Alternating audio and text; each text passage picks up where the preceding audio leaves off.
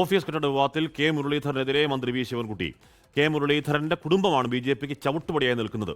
ബി.ജെ.പിയും കോൺഗ്രസും തമ്മിലുള്ള പാലം പണിയുന്നത് മുരളീധരന്റെ കുടുംബമാണെന്നും വിമർശനം.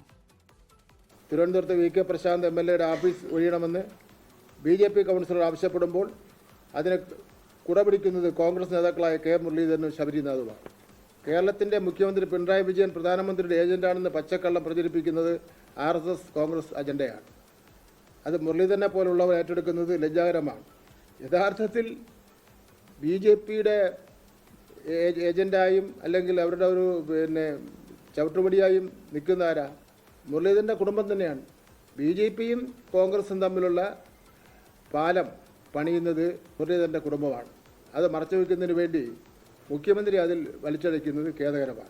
ലോകത്തെവിടെയായാലും ഏത് സമയത്തും 24 വാർത്തകളും ഓഗ്മെന്റഡ് റിയാലിറ്റി പാക്കേജുകളും എക്സ്പ്ലെയിനറുകളും വിശദമായി കാണാൻ ഞങ്ങളുടെ യൂട്യൂബ് ചാനൽ നിങ്ങൾക്ക് സബ്സ്ക്രൈബ് ചെയ്യാം.